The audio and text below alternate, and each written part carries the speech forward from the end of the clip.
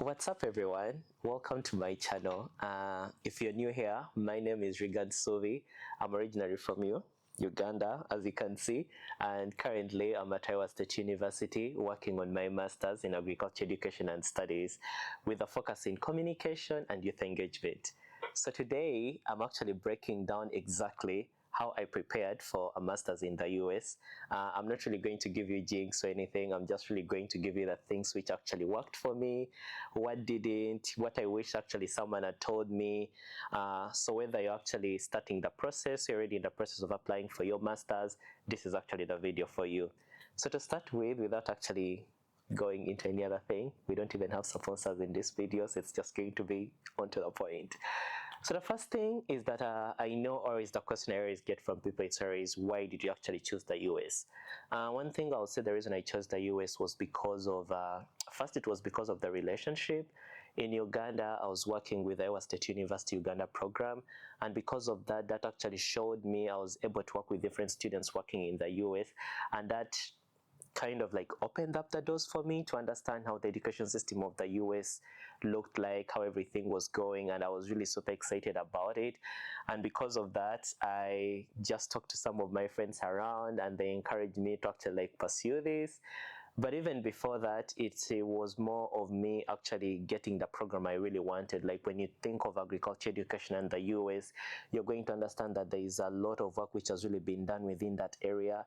Agriculture education in the US is more to do with the Fisher Farmers of America, and that's like the FFA. You're also going to talk about like the forage and all those different things, and these are some of the things we don't have in areas like Uganda where I come from. So because of the development within that program, the availability of the resources, and also just a big system within that area, I really wanted to come here to study. So actually that was one of the reasons that's why I chose the US. Number two, and this is going to talk about how I actually prepared myself.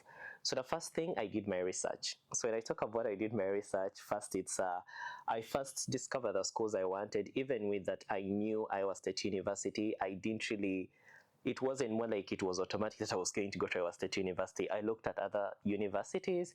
So I remember I looked at Southern Dakota State University. I also looked at Penn State. So these are the three universities, and then Iowa State University. So I shortlisted the university, I read about the programs and what they were doing, and then through that I was also able to look at the availability of the funding which was available, and what the students were working on the different projects, and also what the professors were working on at these universities. So this actually helped me a lot to be able to understand what I really wanted to get out of the program. Then the other thing, when I was actually looking at the program, I also made sure that the program I was looking at, or the program I ended up picking, was something which actually matched with what I wanted as an individual. I am more interested in working within communities through agriculture, education, and working with young people. So it was really very important for me to find someone to work with, but also find a program which aligned with exactly what I wanted to do. Then within the research, I also used a lot of YouTube. This was more to make research and see what other international students were studying in the US were talking about and what they were doing. So that really helped me a lot. Then the other thing was the standardized tests. When you're applying, you're going to hear a lot of people telling you you need to do a GRE, you need to do an English test, you need to do, I think it's called the TOEFL. So when you're doing all these things, you need to first go and check and make sure that actually the program you're applying for, or the program you're applying for, or the university you're going to actually requires these things. Some of the universities, they'll list these things, but they'll say they are optional. If your performance wasn't really very good, for instance, in your undergrad, I would advise you maybe to take a GRE. But if your performance was good, it's always very optional, because a GRE is more like supplementary to kind of like boost your application process. Then the other thing is the English test. Majority of us, for instance, I'll talk for Uganda, Kenya, Tanzania, we study in English, so there is always a waiver for that you actually don't need to do an English test. Some universities may require to do that. And I know some people, if you end up being a teaching assistant, they may require you to take another English test, but most of those are actually being done on the university when you travel and you get here. So you need to confirm and check if actually you need to do an English test. So also, as you're actually doing these exams, you also need to remember that these exams available for you to do. Like, there are already resources which are there. There are people who have already taken these exams, so try to utilize these people to help you as you're taking these exams, like the JRE, because first, they are very expensive, so you need to make sure that you don't want to do them multiple times. And then the other thing is, like, just focus. These exams are really very simple. I was very lucky. The program I actually ended up doing, they didn't want me to do a JRA. I wasn't required to do an English test, so just make sure that you're looking at the websites of the university to ensure that actually you don't really need to do this. Then the other thing is to writing your statement of purpose. This is something which is really very important, because this is what the people, when you apply, this is actually what the people are going to read to vet you, to see if actually the program is a fit for you. So you need to make sure that your statement of purpose is actually a story which is authentic. Try to talk about your background, talk about the goals, talk about how the program fits into what you want to do when you're done with school. Majority of the people end up will use ChatGPT to write these things, but as much as possible, please try to write exactly what you want to do. Don't try to lie. Don't try to come up with big programs that once you're done doing this program, you want to go and open up a big engineering company, when actually you cannot do that. So try to be authentic and try to make sure that your statement of purpose details what you actually want to study within that particular program. And actually, in future, maybe I'll come here and I'll read for you my statement of purpose. To this day, every time I meet with my supervisor, we try to go back to my statement of purpose to see if I'm still aligning myself with what I actually said.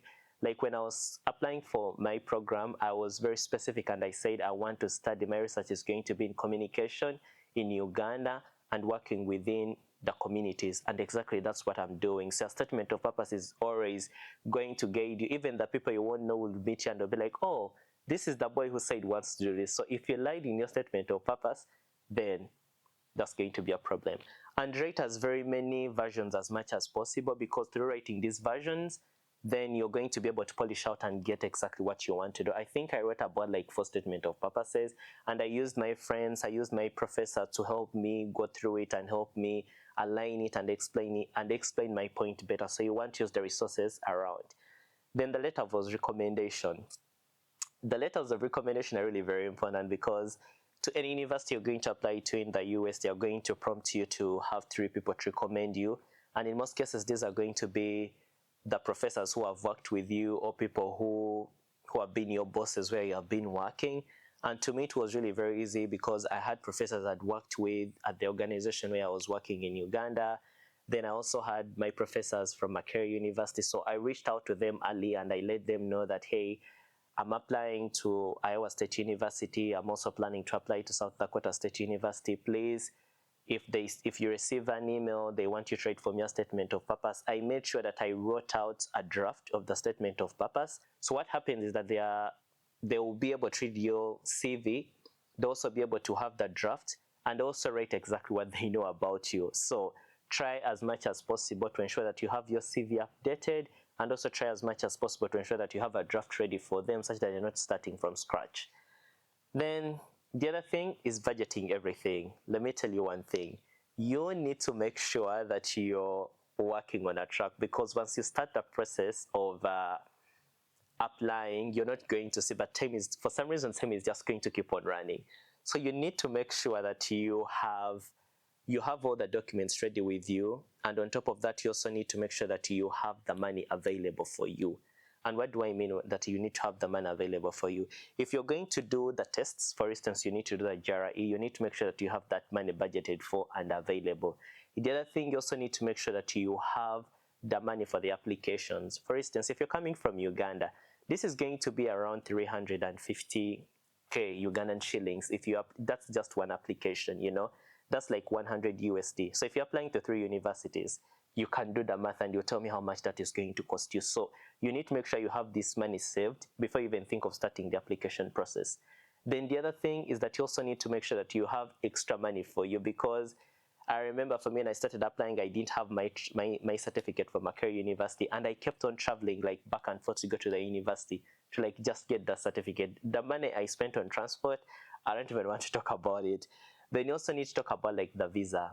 You need to pay for your visa, Sometimes you might get the admission, you get everything, but then you end up like paying for your ticket to travel, so all that money might be on you. You need to pay like for the service fees and all the different things, so you need to make sure that you have the money on you. Otherwise you're going to be stressed in the middle of everything and you might hate the entire process, but it's all because you didn't budget for the entire process. So try as much as possible to plan for the money.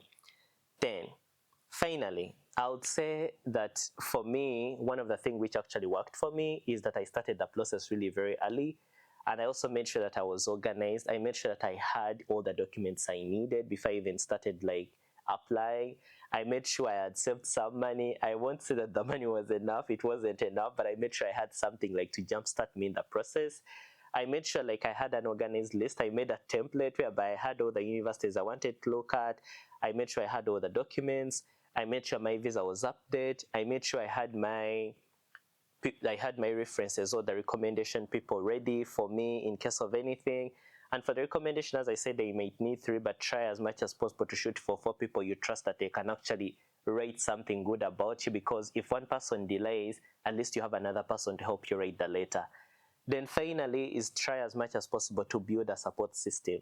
And when I talk about a support system, this is more of the other people around you. It could be your friends, it could be your family, but just people you can actually talk to help you in the process.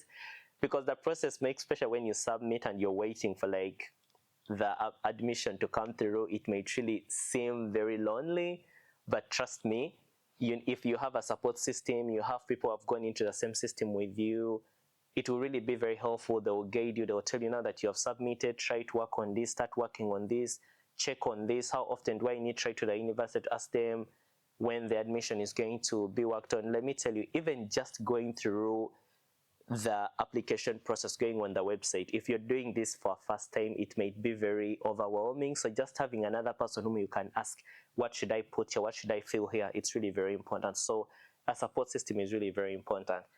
And also, just keep going, especially when it feels like nothing is working. Just keep on going, because that's how it is supposed to feel. If it was very easy, trust me, every person will be studying in a different country. Every person will be in a different part. Every person will be like achieving whatever they want. But it's because the process is hard. That's why you need to keep on going. And that's why sometimes it feels like nothing is working. So just keep on going. And remember that you're not the first person to go through this. Other people have gone through it and other people are still going through it. So just keep on going. Don't really give up. And that's it from me today. Thank you so much.